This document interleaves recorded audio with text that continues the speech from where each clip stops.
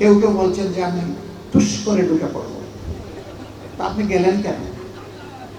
আপনাকে যেতে কে বলেছিল? আমরা তো যেতে বলিনি। এতদিন আপনারা ছিলেন কঠিন কষ্টের মধ্যে, এখন তারা আছেন কঠিন বিপদের মধ্যে। কেন এই বিপদ ডেকে আনলেন? কেন ভাই এমন রাজনীতি আপনাকে করতে হবে যে রাজনীতি করার পরে আপনাকে পালানোর রাস্তা খুঁজতে হয়, কলা পাতার উপর সীমান্তে গিয়ে ঘুমাতে হয়?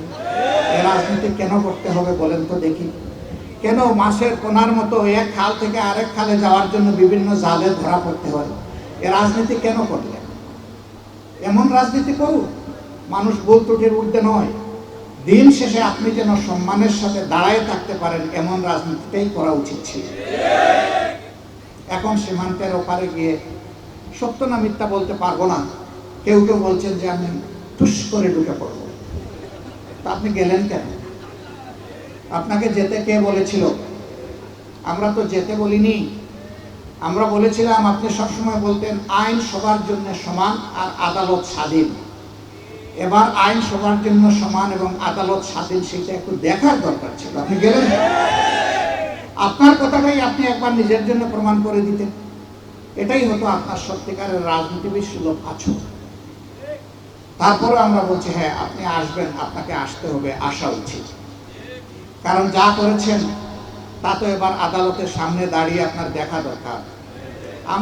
আপনি নিরীহ লক্ষ লক্ষ মানুষকে দফায় দফায় আপনি নিয়েছেন আদালতে, মা বোনদেরকেও আপনি ছাড় দেননি, করেছেন আপনি লাঞ্ছিত। আপনি একজন মাসুম, এবার মা বোনদের কষ্টের একটু আপনি অংশীদার হন, আপনাকে আসতে হবে।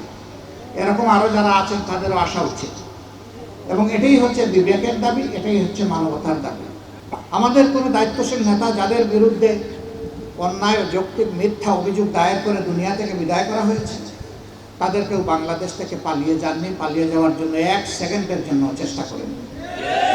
তারা আপন দেশে থেকেছেন, কারণ আমাদের কোনো মামার দেশ নাই, মাসির দেশ নাই, দাদার দেশ নাই, দেশ আমাদের একটাই। আল্লাহ এখানে আমাদেরকে জন্ম দিয়েছেন, যতদিন পছন্দ করবেন এই দেশটাকে বুকে আঁকড়ে ধরেই আমরা এই জীবনে বেঁচে থাকতে চাই। এদেশের সুখ শান্তি দুঃখ বেদনার সাথে আমাদের অন্তরের সম্পর্ক মিশে আছে।